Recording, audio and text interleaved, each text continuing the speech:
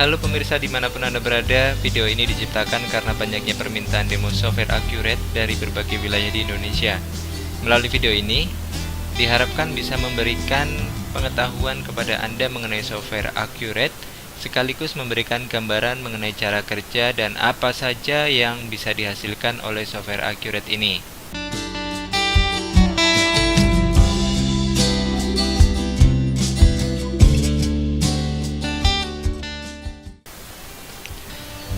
Sifat software Accurate kurang lebih sama seperti Windows, yaitu tidak bisa di custom modulnya karena diciptakan untuk massal. Meskipun tidak bisa custom modul, dalam software Accurate sudah ditanamkan fitur selengkap mungkin serta bisa menjawab hampir semua kebutuhan perusahaan di Indonesia yang menganut sistem pelaporan keuangan sesuai dengan PSAK Indonesia.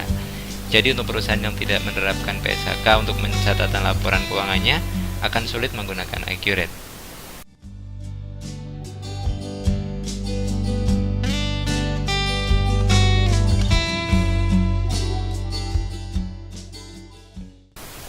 Biasanya, Accurate selalu menerbitkan update software jika ada perubahan peraturan akuntansi maupun perubahan sistem pencatatan perpajakan di Indonesia dan user tinggal mengupgrade saja.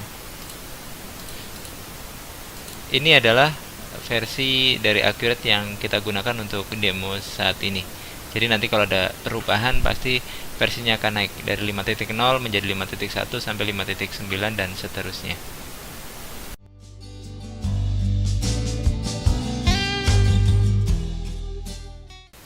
Sebagai software paket, fitur-fitur yang disematkan ke dalam Accurate dibuat selengkap mungkin sesuai kebutuhan hampir 99% perusahaan UKM di Indonesia.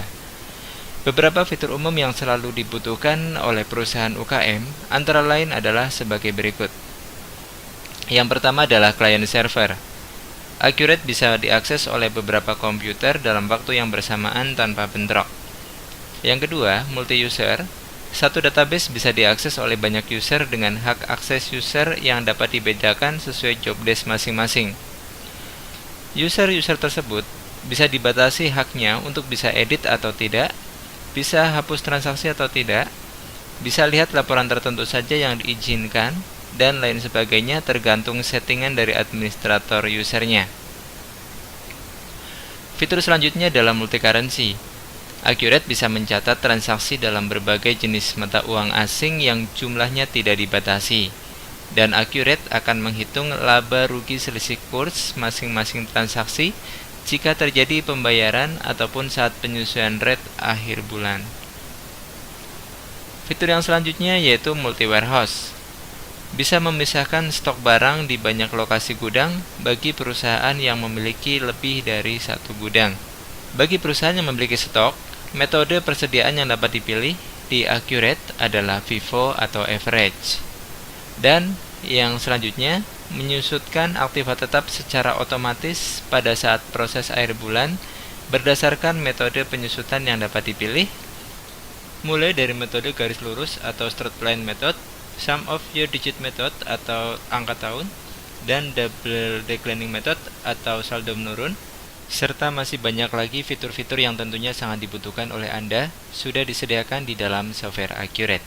Karena kelengkapan fitur yang dimiliki oleh Accurate, pada tahun 2017, Accurate mendapatkan penghargaan dalam ajang Top Brand Award. Kita bisa lihat, untuk kategori software akuntansi, Accurate memiliki Top Brand Index paling tinggi, yaitu 20,6% dibandingkan dengan software sejenis.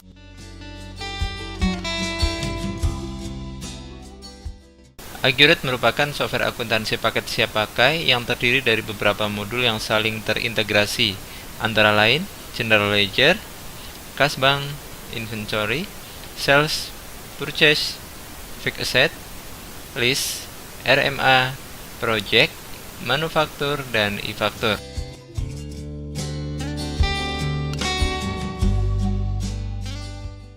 Jenis Accurate Desktop ada 3. Accurate yang pertama adalah Accurate standar, biasanya dipakai oleh perusahaan dagang, seperti perusahaan distributor, toko, retail atau agen, restoran, importir. Accurate standar selain oleh perusahaan dagang juga bisa dipakai oleh perusahaan jasa, seperti jasa pengelola, jasa outsourcing, jasa umum, jasa pendidikan, yayasan, dan lain-lain. Yang kedua adalah Accurate Deluxe. Perusahaannya yang bisa memakai adalah seperti perusahaan standar, tetapi memiliki multi divisi atau departemen, dan juga dipakai oleh perusahaan dengan multi proyek atau multi event. Accurate Deluxe juga sangat cocok dipakai oleh perusahaan kontraktor karena di dalam Accurate Deluxe sendiri ada modul project di mana perusahaan kontraktor bisa menyusun RAB atau anggaran per proyek dan bisa mengetahui laba rugi per proyeknya. Accurate yang ketiga adalah Accurate Enterprise, yaitu varian terlengkap dari Accurate Desktop dengan tambahan modul manufaktur untuk perusahaan industri atau pabrik. Jadi di Accurate Enterprise kita bisa mencatat biaya produksi serta bisa menghasilkan laporan cost of goods manufakturnya.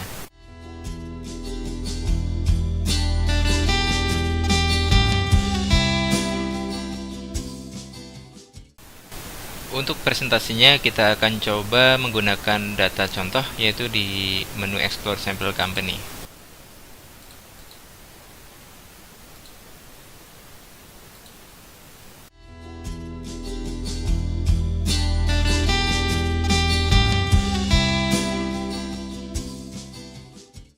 Mengenai chart of account atau daftar akun, bisa berdasarkan chart of account milik Anda sendiri atau bisa juga menggunakan rekomendasi dari Accurate yang sudah sesuai standar PSAK. Jika Anda sudah memiliki chart of account sendiri, Anda bisa mengimportnya dari Excel dengan cara klik tombol Import from File dan tinggal cari file Excel itu ada di folder mana.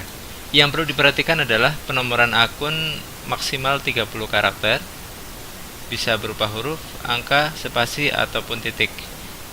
Dan nama akun maksimal adalah 60 karakter. Selain dengan cara import dari Excel, Anda juga bisa menambahkan akun satu persatu dengan cara klik New.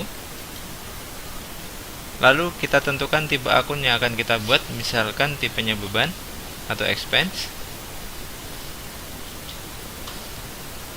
Sebagai contoh, kita buat akun biaya ATK. Yang biaya ATK ini merupakan bagian dari akun biaya umum dan administrasi lainnya. Contoh kedua, kita coba buat kembali. Tipenya masih sama, expense. Misalkan kita buat akun dengan nama biaya reparasi kantor,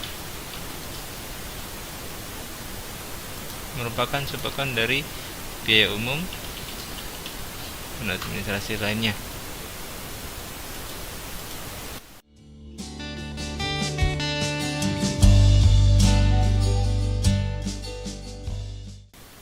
Modul kerja Accurate sudah diindeks sesuai kategorinya. Sebagai contoh, untuk masalah pembelian barang atau jasa harus dilakukan melalui modul purchase, mulai dari order sampai dengan payment atau pembayaran, dan tidak boleh melalui modul lain. Demikian juga untuk masalah penjualan harus dilakukan melalui modul sales atau penjualan, mulai dari quotation sampai sales receive atau pelunasan piutang.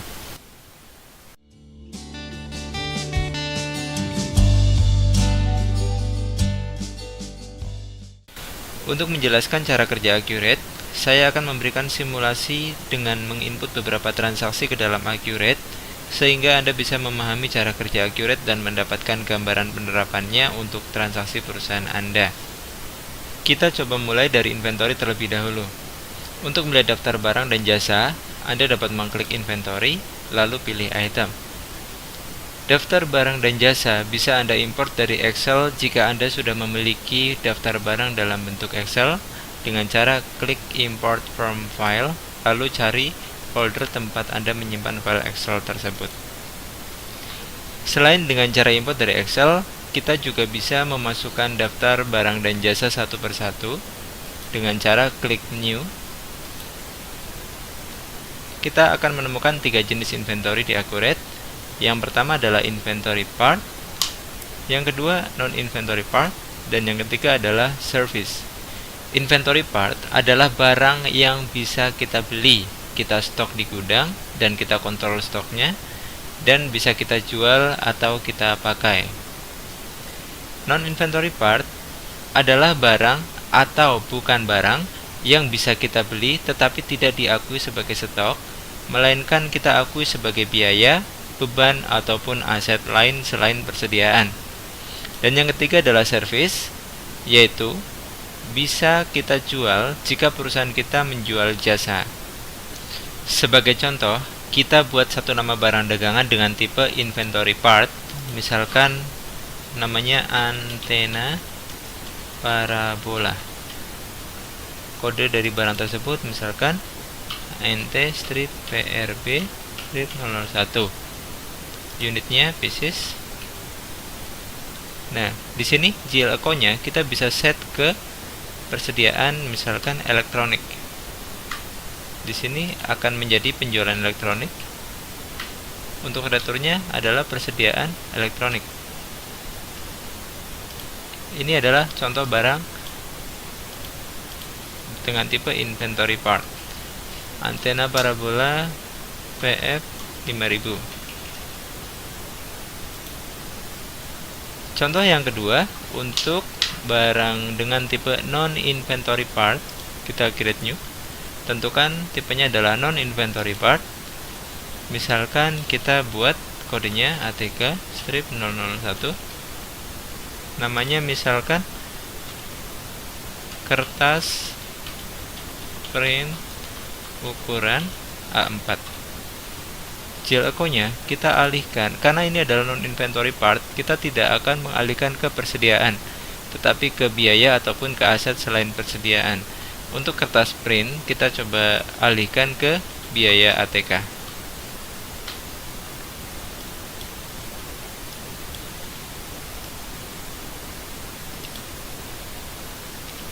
Contoh berikutnya masih berupa inventory dengan kategori non-inventory part.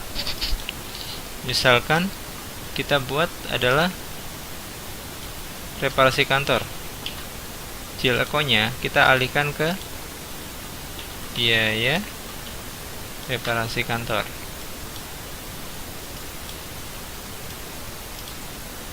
Tipenya non-inventory part.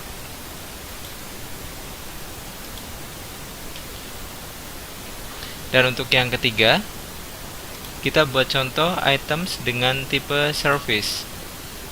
Misalkan kita menjual jasa instalasi parabola. GL account-nya kita anggap sebagai pendapatan jasa.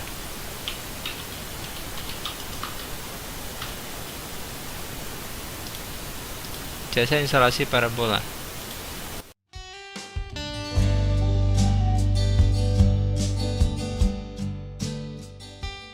Siklus pembelian di Accurate dimulai dari purchase requisition, purchase order, receive item, purchase invoice, sampai ke purchase payment, dan jika ada retur kita akan menggunakan modul purchase return. Tetapi siklus ini tidak wajib diikuti. Sebagai contoh, misalkan kita langsung membeli suatu barang ke vendor, kita bisa saja langsung menggunakan purchase invoice. Kita akan simulasikan pembelian tanpa PO, dan nanti kita juga akan simulasikan pembelian dengan PO. Untuk yang tanpa PO, kita bisa langsung buat purchase invoice untuk barang yang kita beli. Sebagai contoh, kita beli ke supplier kita bernama Glodok Elektronik. Kita mendapatkan nota atau faktur dari Glodok Elektronik, misalkan nomor fakturnya adalah seperti ini. Kita wajib input di sini. Lalu kita cari barang yang tadi kita beli. Misalkan kita beli antena parabola sebanyak 5 piece. Harga per piece-nya misalkan 350.000. Kalau ada PPN kita kasih kode pajaknya. Maka di sini akan ada nilai sebelum pajak ditambah pajak, dan ini adalah nilai setelah pajak.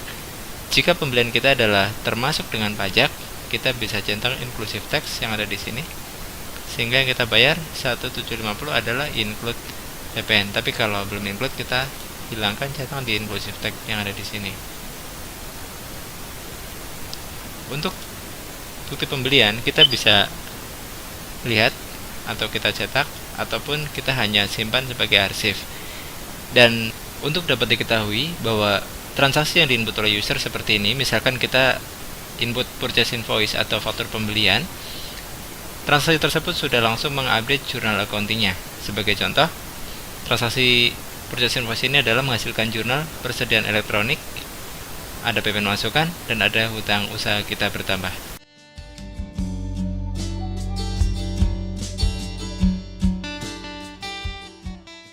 Jika dalam contoh sebelumnya kita melakukan pembelian tanpa PO, langsung ke purchase invoice, sekarang kita coba simulasikan pembelian jika ada PO.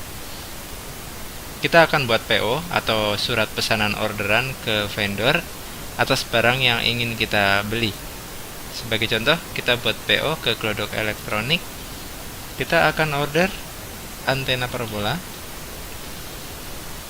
Misalkan kita order sebanyak 10. Harga per piece adalah 350.000 dan ada PPN-nya. Kita bisa cetak PO-nya di sini. Ini adalah bentuk PO default-nya, dan Anda juga bisa membuat desain PO sesuai dengan kebutuhan Anda sendiri. Misalkan kita akan print dengan PO ukuran A4, dan Anda juga bisa menambahkan logo perusahaan Anda sendiri di sini, dan bisa mendesain mau tanpa garis untuk headernya dan sebagainya. Jadi bentuk PO ini bisa dimodifikasi sesuai dengan kebutuhan perusahaan Anda masing-masing. PO yang Anda buat ini, Anda bisa print untuk dicetak dan ditandatangan atau stempel, atau Anda juga bisa langsung email ke vendor Anda. Lalu setelah PO Anda kirim ke vendor, selanjutnya vendor akan mengirimkan barang kepada Anda. Kita bisa menginput penerimaan barang dari vendor melalui modul receive item. Di sini ada dua kasus, ada dua tanda panah. Kita ke receive item baru ke purchase invoice, atau dari PO bisa langsung ke purchase invoice. Ini untuk dua kasus yang berbeda. Jika barang yang kita pesan melalui PO datang hanya barang saja dengan surat jalan, maka kita terima di receive item. Tetapi jika yang kita terima adalah barang beserta surat jalan beserta faktur pembelian, maka kita langsung tarik ke purchase invoice. Sebagai contoh, kita coba tarik PO ke receive item. Kita terima barang dari Glodok Elektronik dengan nomor surat jalan, misalkan nomor sekian, atas PO yang pernah kita kirim ke mereka, yaitu PO nomor 009 yang ini, kita centang. Nah, dari PO itu ketahuan kita pesan antena parabola sebanyak 10 piece. Jika yang datang tidak 10, misalkan yang datang adalah 8, maka orang gudang atau orang yang menerima barang harus mengubah kuantiti penerimanya adalah 8. Jadi kita hanya terima fisik barang sebanyak 8 meskipun PO-nya 10. Kita bisa cetak sebagai bukti terima barang atau sebagai tanda terima barang, dan kita bisa serahkan ke si vendor tersebut untuk bukti terima barang. Jika kita terima barangnya tidak sesuai dengan yang kita order, misalkan tadi kita pesan 10 tetapi hanya terima 8, maka Accurate pun sudah mengupdate laporan pembelian. Kita bisa ke purchase report. Di sini ada purchase order history. Kita bisa pilih tanggal kapan sampai tanggal kapan. Kita kan bisa tahu, misalkan untuk barang antena parabola yang ini, kita order sebanyak 10 piece, tetapi receive item hanya 8. Jadi statusnya masih waiting sebanyak 2. Dari beberapa transaksi pembelian yang sudah kita input tadi, kita bisa cek stok untuk barang dengan nama antena parabola. Kita bisa tahu di sini stoknya adalah sekarang 13. Kita coba klik kanan, lihat history barang, item history. Nah, di sini ada 2 kali pembelian. Yang pertama adalah purchase from Glodok Elektronik langsung melalui faktur pembelian, yaitu sebanyak 5. Maka stoknya menjadi 5. Lalu yang kedua kita pesan melalui PO dan baru dikirim 8. Jadi di sini masuk 8, jadi total kita memiliki stok sebanyak 13.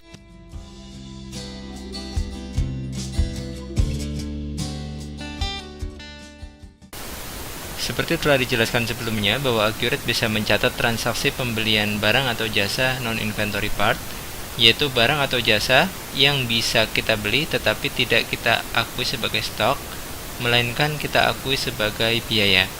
Sebagai contoh, kita dapat tagihan dari vendor, misalkan karena kita tidak mau mencatat sebagai vendor tetap, kita anggap dia sebagai vendor umum saja. Vendor umum, tagihan tersebut misalkan sekian, timbul atas dasar jasa reparasi kantor yang mereka lakukan untuk mereparasi kantor milik kita. Misalkan tagihannya sebesar 1 juta dan mereka mengenakan PPN. Jadi total tagihan di sini adalah 1.100.000. Kita bisa cetak bukti tukar fakturnya atau terima fakturnya, dan jurnal dari transaksi pembelian jasa reparasi kantor ini yang merupakan barang inventory part. Kita bisa lihat di sini. Jurnalnya adalah biaya reparasi kantor, PPN masukan, dan akun hutang kita ke si vendor jasa tersebut.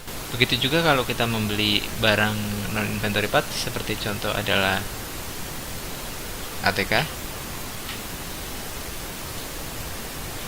Nomor fakturnya sekian. Misalkan belinya karena dari Gramedia yang bukan vendor tetap, kita bisa tulis yang kita beli, misalkan kertas, satu remnya harganya 40.000. Jadi kita juga bisa lihat jurnal dari transaksi pembelian kertas ini, yaitu beban ATK pada hutang. Tapi karena di sini kita langsung bayar, maka kita bisa klik purchase payment-nya. Kita bayar keluarkan dari kas, misalkan dari cash.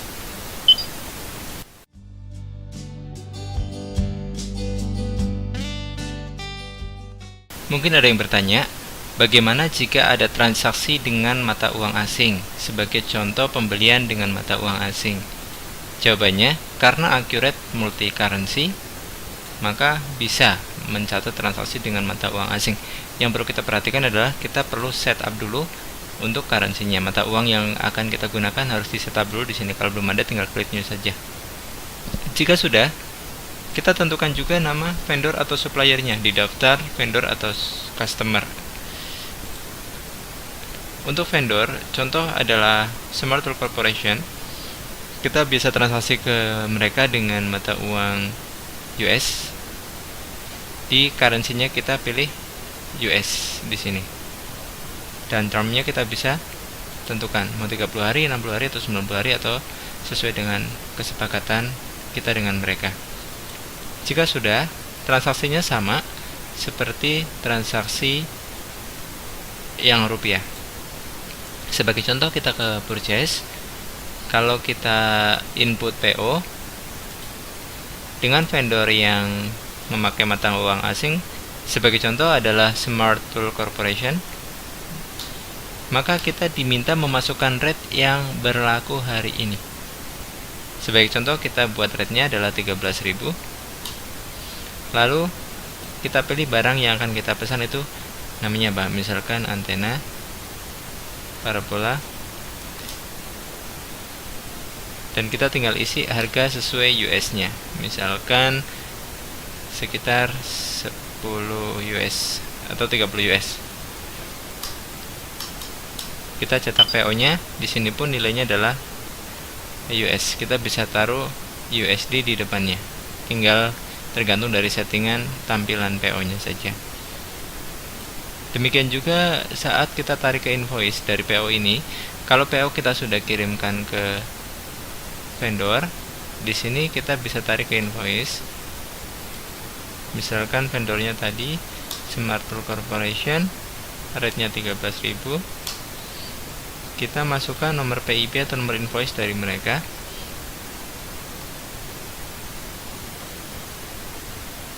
Lalu tarik PO yang sudah pernah kita kirimkan, yaitu kita akan order antena parabola. Harganya 30 US.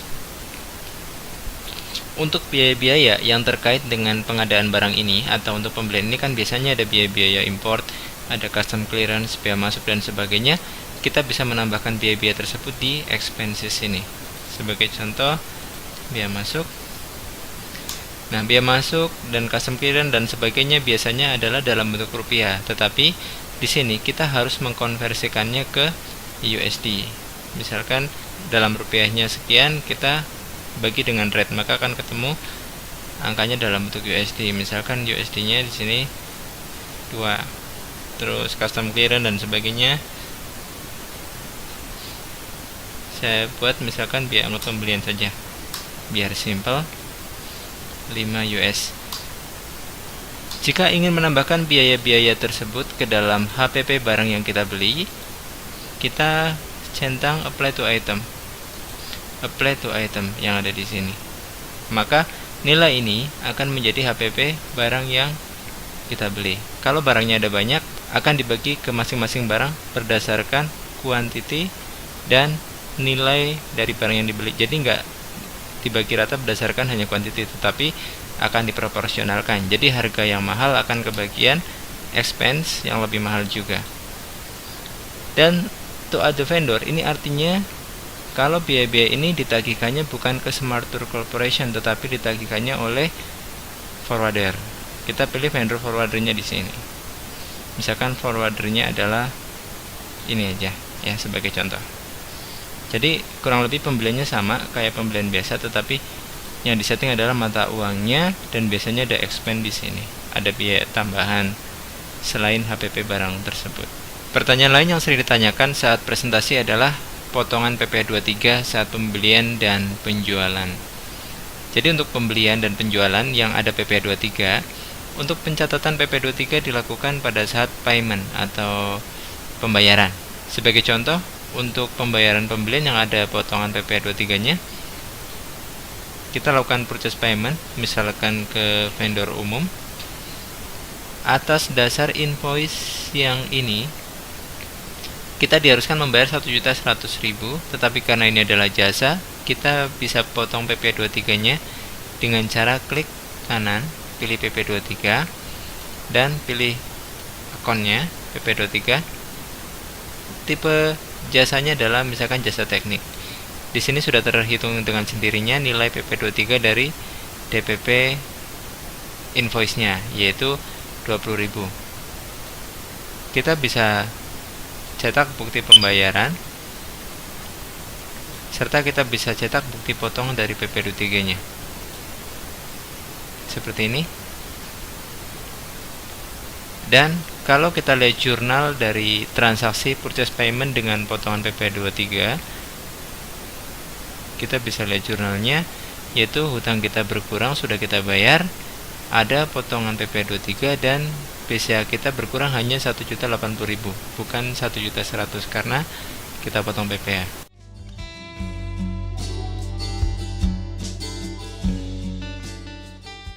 Setelah kita mengetahui siklus pembelian atau purchasing di Accurate, kita akan menjelaskan tentang sales atau penjualan. Siklus sales dimulai dari sales quotation, terus sales order, delivery order, kita tagih melalui sales invoice, dan yang terakhir adalah sales receive. Jika ada retur penjualan, kita bisa menggunakan modul sales return. Siklus ini tidak wajib diikuti semuanya. Jadi misalkan ada customer yang datang ke tempat kita atau melalui telepon ingin membeli barang kita dan minta dibuatkan invoice-nya langsung, maka kita bisa buat invoice langsung tanpa membuat quotation, order, ataupun surat jalan. Jadi kita cukup buat sales invoice.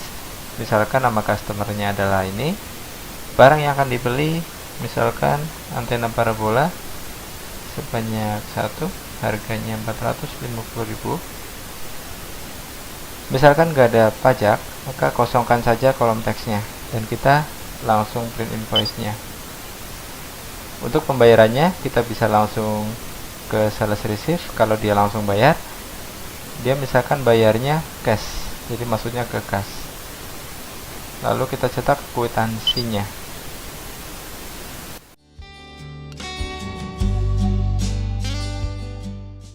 Melalui modul sales quotation, kita bisa membuat surat penawaran harga kepada calon customer kita. Sebagai contoh, kita akan membuat surat penawaran ke PT Bangun Perkasa.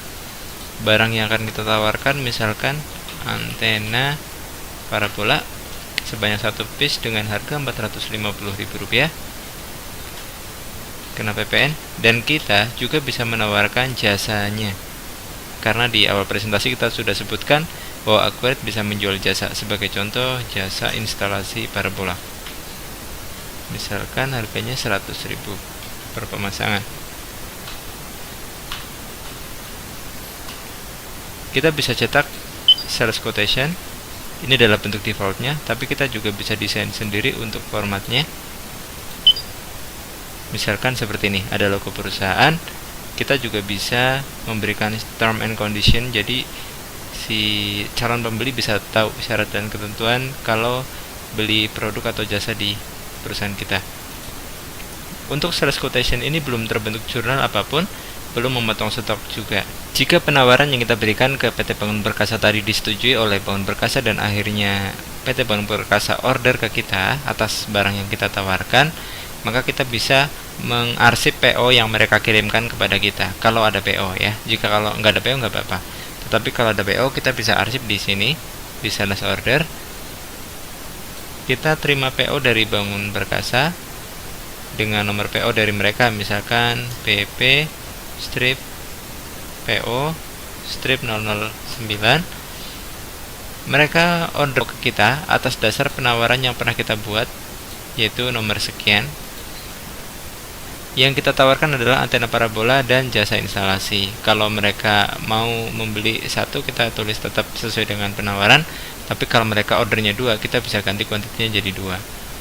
Dan untuk pemasangannya, mereka misalkan nggak jadi order, nggak apa-apa, kita bisa delete. Tetapi kalau mereka jadi pesan, kita lanjutkan saja. Sales ordernya kita simpan sebagai arsip. Setelah kita mengarsip PO dari calon customer di dalam sales order, selanjutnya tugas kita adalah menyiapkan barang dan menyiapkan surat jalan. Kita bisa buat surat jalan di delivery order. Untuk surat jalan kita tentukan akan kirim kemana, ke Bangun Perkasa. Misalkan alamatnya adalah sama dengan alamat tagihan, kita bisa gunakan alamat ini. Tetapi jika alamatnya berbeda, kita bisa ketikkan manual alamat yang mereka inginkan. Misalkan ke Jalan Batu nomor sekian, misalkan nomor 17, seperti ini. Kita akan buat surat jalan atau delivery order berdasarkan pesanan. Kita select SO di sini, yaitu pesanan nomor sekian untuk nomor PO dari Bangun Perkasa. Kita cetak surat jalannya. Jika kita buat surat jalan seperti ini sudah memotong stok antena parabola. Setelah kita mengirim barang ke customer, langkah selanjutnya adalah kita tagih atau terbitkan invoice. Kita pilih customer yang akan kita tagih, misalkan PT Bangun Perkasa, berdasarkan barang yang pernah kita kirim ke sana dan tagihan jasanya. Di dalam invoice kita bisa set termnya. Term dari customer tersebut kita tentukan berapa lama kita akan memberikan tenggang waktu piutangnya. Misalkan 30 hari atau 60 hari atau 90 hari, Anda tinggal create sendiri dengan klik new term di sini. Invoice bisa kita cetak dan bisa kita print atau kita email.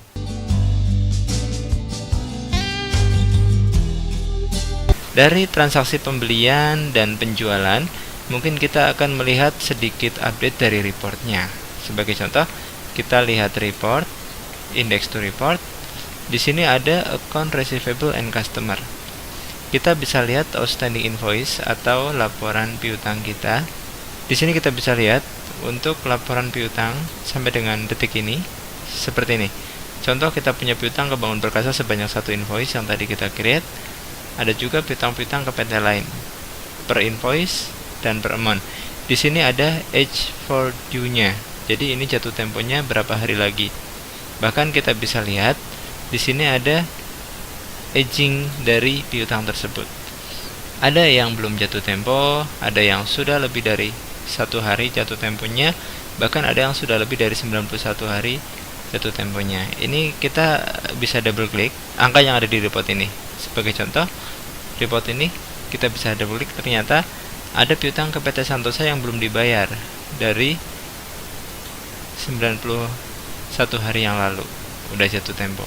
Demikian juga dengan laporan hutang, kita bisa lihat di sini ada account payable dan vendor. Outstanding payable atau hutang beredar. Ini adalah daftar hutang kita ke customer dan angka-angka ini bisa kita double klik untuk menuju ke invoice-nya. Demikian juga karena kita sudah ada transaksi pembelian, sudah ada transaksi penjualan, maka kita bisa lihat update dari laporan keuangan. Sebagai contoh, laporan laba rugi atau profit and loss. Kita lihat dari tanggal 1 sampai tanggal sekarang. Inilah laporan laba rugi kita. Ada penjualan bahan bangunan, ada penjualan elektronik, ada pendapatan jasa, HPP-nya kelihatan, biaya-biayanya kelihatan, dan ini adalah net profit and loss kita sampai detik ini. Profit and loss juga bisa kita lihat suka-suka, misalkan dari awal tahun sampai detik ini. Kalau mau lihat dari awal tahun, Januari tanggal 1 sampai dengan sekarang, kita klik OK. Di sini kelihatan profit and loss company kita, seperti itu. Jadi apapun yang dicatat atau diinput oleh user ke dalam software Accurate akan langsung mengupdate laporan, dan kita bisa lihat kapanpun kita inginkan.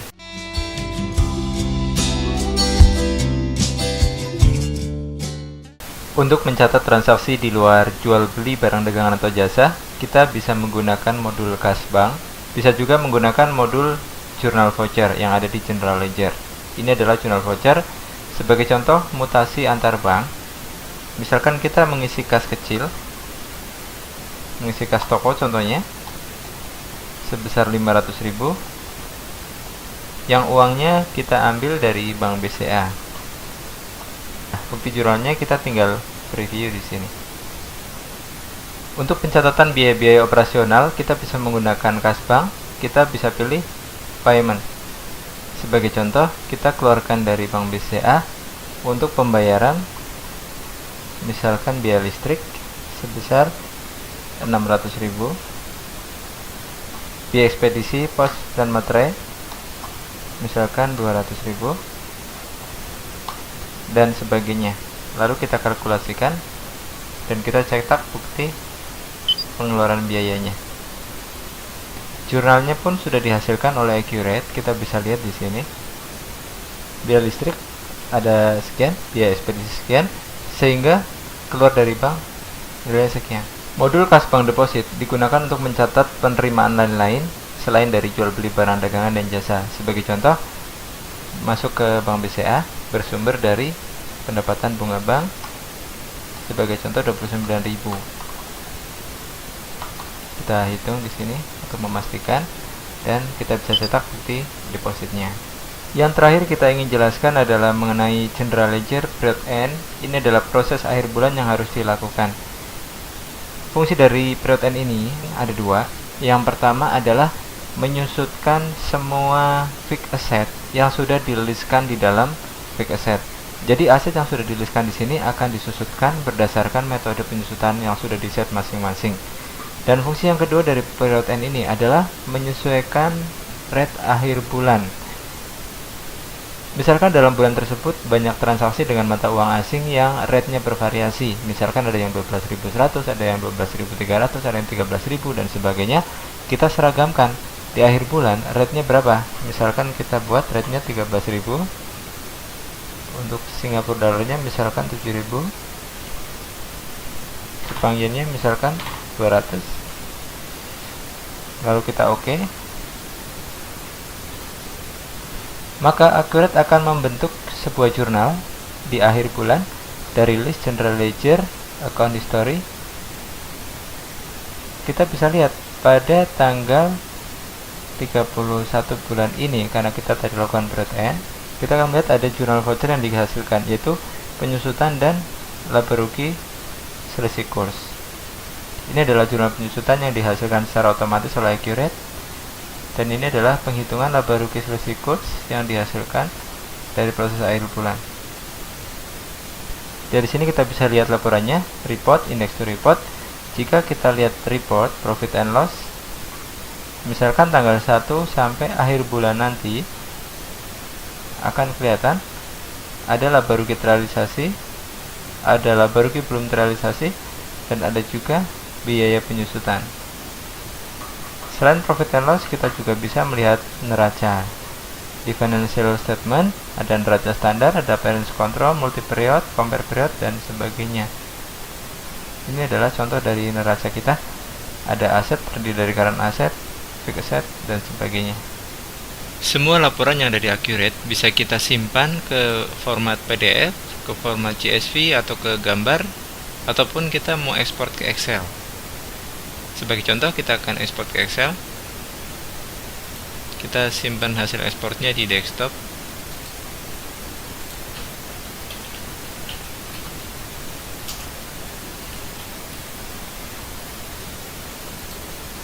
Dan kita tunggu proses ekspornya. Kita coba lihat hasilnya.